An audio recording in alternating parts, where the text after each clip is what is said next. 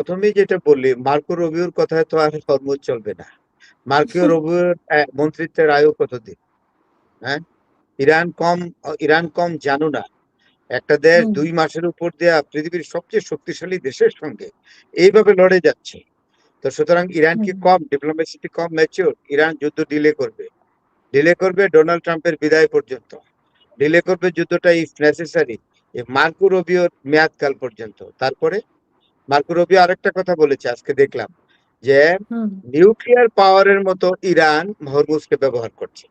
Nuclear power থাকলে একটা দেশ যেরকম ঘাড়মোটা মানে খুব শক্তি দেখায়, সেই হুম হরমুজ প্রণালীটা হলো ইরানের নিউক্লিয়ার পাওয়ার, সেটা দিয়ে থ্রেট করছে। এটা কিন্তু মার্কো রুবিও বলছে। তো এখন হুম প্রশ্নটা হইলো কি, আইআরজিসি একটা কথা পরিষ্কার করে বলছে যে আমাদের জীবন থাকতেও আমরা হরমুজ প্রণালীর নিয়ন্ত্রণ আমেরিকার হাতে দিব না। এখানে হুম ওয়াটারলু হবে, ওয়াটারলুর যুদ্ধ হুম হবে। তো হুম সুতরাং এগুলো কোনো বলে লাভ নাই, এগুলো দিয়ে পারবে না। হরমুজ প্রণালী I don't believe that America will come to control it, পারবেই না। আর সবচেয়ে বড় হুম কথা কি, পাঠান ভাই তো বলেই গেলেন যে যে ডোনাল্ড ট্রাম্পের যুদ্ধ করার ক্ষমতা কতটুকু আছে, অর্থাৎ এই মাসের শেষেই তো তার আইনি অব্লিগেশন তৈরি হবে। সুতরাং আমেরিকার পক্ষে আমেরিকার president Donald Trump, Marco Rubio বলেন, পিট হ্যাগসেট বলেন, এরা কয়দিন যুদ্ধ চালাতে? সবগুলা যুদ্ধবাজ। আমেরিকা পড়ছে যুদ্ধবাজের কবলে, বুঝছেন না? আরেকটা হলো হুম হুম নেতানিয়াহু এইগুলোকে নাচাচ্ছে। সুতরাং এই অবস্থায় তো এই নাটক তো চলবে না। এই হুম নাটক কি আপনার ওভার দ্য ইয়ার্স চলবে? তাইলে আপনি যে পাঠান ভাই বললেন, ইউরোপের কান্ট্রি গুলো তো আসলে আউটক্রাই শুরু হয়ে গেছে, চিৎকার, জীবন হুম মরণ বাঁচার একটা, it is the question of life. হুম বুঝতে পারছেন না? তো এটা চলবে না। আর যে জিনিসটা হইলো কি, এই যে অনেক ইহুদি আছে, জু আছে, এই যুদ্ধটা চায় না। এটা পৃথিবীর বিভিন্ন জায়গায়, আমি ইয়াতে বলছি না শুধু, আমি যুক্ত আমি যুক- যুক্তরাজ্যের হ্যাঁ আমি ইহুদিরাও তো আমি অবজেকশন দিছে। যুক্তরাজ্যের হ্যাঁ ইহুদিরা হ্যাঁ, যুক্তরাজ্যের তার ইহুদিরা মানে হুম কি, এই যে ইসরায়েলের তো আছে, ইসরায়েলের বাইরেও যারা সারা পৃথিবীতে বিভিন্ন জোর আছে। আমেরিকাতে তো খুব তারাই নিয়ন্ত্রণ করে সবকিছু, অর্থনীতি করে, যুদ্ধ নিয়ন্ত্রণ করে, তারপরে আপনার সেনেট নিয়ন্ত্রণ করে, ইলেকশন নিয়ন্ত্রণ করে, হ্যাঁ সবকিছু ফেডারেল ব্যাংক নিয়ন্ত্রণ করে। এটা পাঠান ভাই আমার চেয়ে অনেক বেশি ভালো জানে, 80-82 লাখ ইহুদি, এরা সব দে আর কন্ট্রোলিং এভরিথিং ইন আমেরিকা।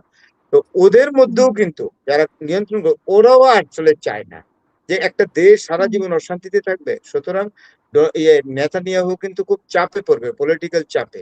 এখানে দুটো চেঞ্জ আসবে, একটি হলো আমেরিকার সরকারের চেঞ্জ আসতেছে, আরেকটা আসবে আপনার নেতানিয়াহু আর সামনের ইলেকশনে টিকতে পারবে না, ক্ষমতায় থাকতে হুম পারবে না। হুম এই হুম পরিবর্তিত পৃথিবীতে যেটা পরিবর্তিত যে অবস্থা তৈরি হবে, আপনার ইসরায়েলে গভর্নমেন্ট পরিবর্তনের ফলে, আমেরিকাতে গভর্নমেন্ট পরিবর্তনের ফলে যে পরিবর্তনটা আসবে, এই পরিবর্তনটা ইরানের পক্ষে যাবে। এবং ইরান এখন যে পটেনশিয়াল অবস্থায় এসছে, by the strong support of Russia and by the technological support of Iran, আর সরি চায়না। ইরান ইচ্ছা করলে বছরের পর বছর এখন যুদ্ধ চালিয়ে যেতে পারবে। আর আরেকটা হুম কথা, এটা পাঠান ভাই ক্লিয়ার করেছেন, এটা কিন্তু এক ধরনের প্রক্সি ওয়ার, যেটাকে বলে, এটা কিন্তু সর্বাত্মক যুদ্ধ না, এটা হুম হুম ইনক্লুসিভ ওয়ার হুম না, এটা খন্ড যুদ্ধ। আবার মিলিটারি ক্যাম্পেইনও বলে, যে সামরিক হামলা, এটাকে ঠিক পুরো যুদ্ধও বলা যায় না। তো এই সকল যুদ্ধ করে ডোনাল্ড ট্রাম্প হিসেবে মিলিটারি ক্যাম্পেইন করে, এয়ার স্ট্রাইকিং করে, উইদাউট এনি এক্সক্লুসিভ ওয়ার, ইরানের একটা পশমও দিক সেদিক করতে পারবে না। ইরান কিন্তু স্ট্যাবিলিটি অ্যান্ড সাস্টেইনেবিলিটি অর্জন করে ফেলছে। কারণ একটা জিনিস আছে, প্রথম মানুষ ভয় পায়। আমি আজকে একটা কথা বলি, আমি মন্ত্রীর নাম হুম বলবো না, ইরানের হুম একজন প্রভাবশালী মন্ত্রী, আমি কিন্তু নামটা বলছি না, উনি এখন ক্যাবিনেটে আছেন। উনি এই যুদ্ধ হইবে, তারা তো বুঝে গেছে, ইরানিয়ান ইন্টেলিজেন্স তো কম না, তারাও বুঝে গেছে হুম যে America is coming to attack আস।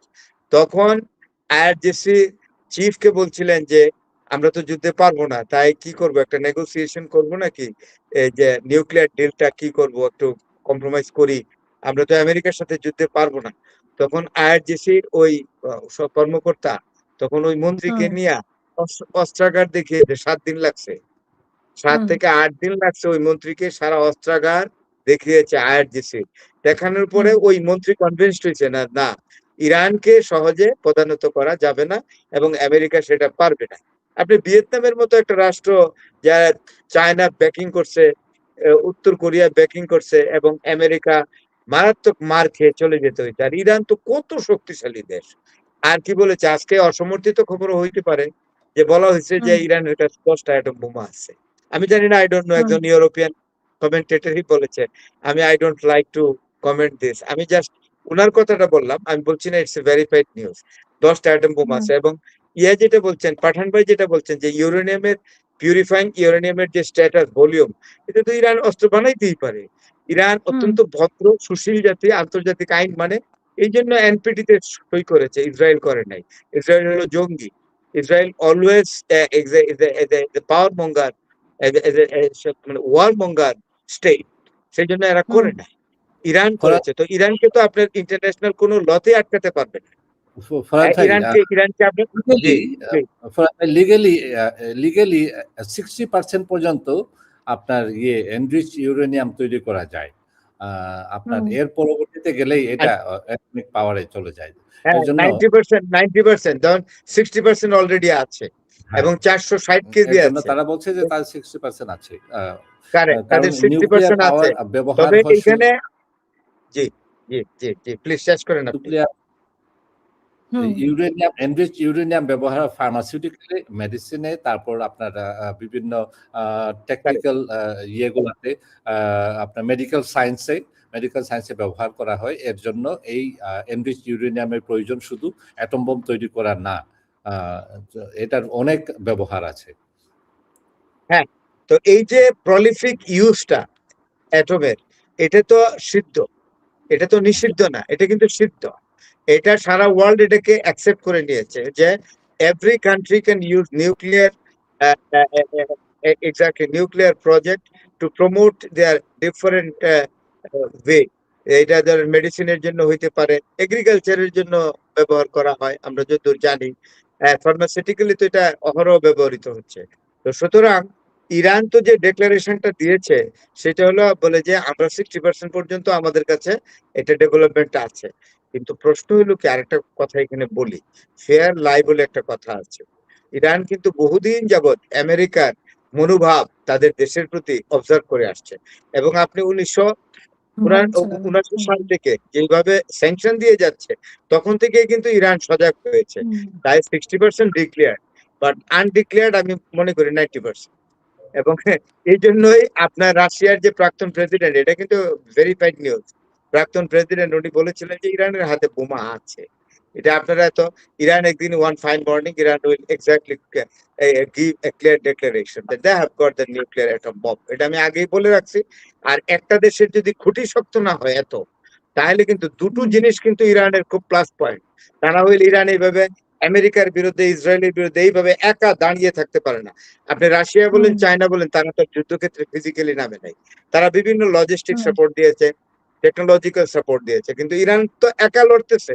তো এইখানে যে জিনিসটা হয়েছে যে অ্যাটম না থাকলে আর হরমুজের কন্ট্রোল ইরানের হাতে না থাকলে, তাহলে কিন্তু ইরান এইভাবে খাড়া থাকতে পারে না। আর Iran is totally confident that hmm, Hormuz will be ever controlled by Iran.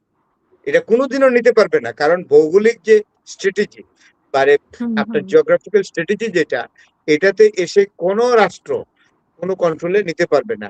এটা কিন্তু ইউরোপিয়ান ওয়ার্ল্ড, বিশেষ করে ন্যাটোভুক্ত দেশগুলো, ইউরোপিয়ান ইউনিয়নের দেশগুলো ভালো করে বুঝছে যে এই ইয়ানিয়া, কি জানে বলে, হরমুজ নিয়া হরমুজ হারমাজি করে প্রণালী। লাভ নাই। আমরা পারবো না, এটা শুধু শুধু ইরানের সাথে আমাদের রিলেশন খারাপ হবে। তার চাইতে বরং ইরান যে তেলের ভান্ডার, তা থেকে যদি তেল পায় আমাদের উপকার হবে। ডোনাল্ড ট্রাম্পের পথ আমরা অনুসরণ করবো না। এই যে দেখেন হরমুজ প্রণালী যখন টোল আদায় শুরু করে দিছে, টোলটাও কিন্তু ইরান কিন্তু খুব ইন্টেলিজেন্ট, টোলটাও কিন্তু হুম, ডলারে না এবং ইউয়ানও না, শুরু করছে আপনার ইরানিয়ান রিয়ালে। ফাইন। এখন তো যে সকল দেশগুলো যাবে, তেলের ট্যাঙ্কার যাবে, ট্যাঙ্কারের জাহাজগুলো সবাই তখন রিয়াল কিনবে ইরানকে টোল দেওয়ার জন্য। তো রিয়াল কিনলে তো রিয়ালের মুদ্রামান বেড়ে যাবে না? এই যে হুম, আমেরিকা পুরোপুরি স্যাংশন দিয়ে ইরানের মুদ্রামানকে যে পঙ্গু করে ফেলছিল, সেই অবস্থা তো আর রাখতে পারবে না। এখন টোলের মাধ্যমে যে ইয়াটা হয়ে যাবে, আপনার ডেভেলপমেন্ট সমাধান মুদ্রার হয়ে মান, যাবে। হ্যাঁ, রিয়ালের মান উড়ে যাবে এবং উপরে উঠে যাবে। এবং আরেকটা জিনিস হলো এই যে ইরানকে ফলো করতেছে এখন ইন্দোনেশিয়া। ইন্দোনেশিয়ার যে প্রেসিডেন্ট, উনি একটা খসড়া ডিক্লেয়ার দিছে যে হরমুজে যদি টোল আদায় করে ইরান, তাহলে আমাদের মালাক্কা স্ট্রেইট আছে, মালাক্কা প্রণালী, এটা তো খুবই ইম্পর্টেন্ট। 70-75% তেল যায় মালাক্কা দিয়ে, একদম পশ্চিমা বিশ্ব থেকে একদম ফার ইস্ট পর্যন্ত দেশগুলো মালাক্কা ব্যবহার করে। আপনার মধ্যপ্রাচ্যে তেল তেল তেল কিনে, যেমন কোরিয়া আছে, উত্তর কোরিয়া, দক্ষিণ কোরিয়া, জাপান, তারপরে আছে চায়না পর্যন্ত মালাক্কা ব্যবহার করে, বুঝছেন না? থাইল্যান্ড, একদম এরপরে আপনার কম্বোডিয়া, হ্যাঁ, লাওস, হ্যাঁ, ইন্দোচীন, সবগুলো কিন্তু ব্যবহার করে এই মালাক্কা প্রণালী।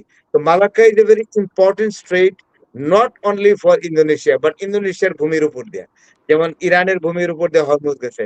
ইন্দোনেশিয়ার প্রেসিডেন্ট বলছে আমরা অলরেডি ক্যাবিনেট মিটিং করব এবং এটা আমরা বসাইতে পারি কিনা টোল আমরা দেখবো, তবে আন্তর্জাতিক সম্প্রদায়ের সেন্টিমেন্টটা দেখবো। তারা যদি আমাদের প্রতি বিরূপ হয়, তাহলে তাদের সাথে আমরা আলোচনায় বসবো যে ইরানকে দিচ্ছেন, আমাদেরকেও দেন, অল্প করে হলেও দেন, স্টার্ট হোক। কারণ এটা এটা যদি আবার ইন্দোনেশিয়া যদি মালাক্কা প্রণালী থেকে স্ট্রেট মালাক্কা স্ট্রেট থেকে যদি কালেকশন করে টোল, তাহলে ইন্দোনেশিয়ার অর্থনীতিও কিন্তু চাঙ্গা হবে। তো এই যুদ্ধে কিন্তু আরেকটা জিনিস হবে, যুদ্ধ শেষে এশিয়ার অনেকগুলো দেশ অর্থনৈতিকভাবে বলিয়ান হবে। তার কারণ হলো ডলার ডিক্লাইন হয়ে যাবে। এখানে ইউয়ান ও মুদ্রাটা চায়নার, এই চাইনিজ মুদ্রা কিন্তু আসলে চাইনিজ মুদ্রা এশিয়ান মুদ্রা, এবং টোল আদায় করলে এই এই আপনার ইরানের যে রিয়াল, এটাও এশিয়ান মুদ্রা। আর যদি ইন্দোনেশিয়ার টোল বসায়, তাহলে ইন্দোনেশিয়ান মুদ্রা কিন্তু এশিয়ান মুদ্রা। এই মুদ্রাগুলা কিন্তু তখন ওয়ার্ল্ড মার্কেটে, হ্যাঁ, টোটাল গ্লোবাল ইকোনমিতে এই মুদ্রাগুলো তখন সাজো সাজো রবে প্রবেশ করবে। তখন ডলারের অবস্থা কি হবে? ফাঁক ফাঁক দিয়া ইউরোপিয়ান ইউনিয়নের মুদ্রাও শক্তি অর্জন করবে। তাহলে দেখবেন যে পৃথিবী, যে আসলে ওয়ার্ল্ড ট্রেডিং এর চেহারা চেঞ্জ হয়ে গেছে। আর এতদিন যে পেট্রো ডলার, ক্রিপ্টো ডলার যাই বলেন, এগুলো আস্তে আস্তে মার খেতে থাকবে। আসলে একটা জিনিস হলো, সেই ইবনে খলদুনের একটা কথা বলি, is a renowned historian of the world. উনি বলেছিলেন কোন দেশের কাছে 1 থেকে 150 বছরের বেশি ক্ষমতা থাকে না, সর্বোচ্চ ক্ষমতা কোনো না কোনো ভাবে এটা ট্রান্সফার্ড হয়ে যায়, বা বাইফার্কেটেড হয়ে যায়, বা মাল্টিপল ওয়েতে ছড়িয়ে যায়। আমেরিকা যে অ্যাবসলিউট পাওয়ার 150-200 বছর যাবত চালাচ্ছে, তো আর কত? এখন তো smaller nations are getting opportunity to establish their independent foreign policy. When American power will be declined and determined that America will not be the topmost superpower after this war, then the smaller nations will come exactly to maintain diplomatic relations independently with the country he or she likes. Thank you.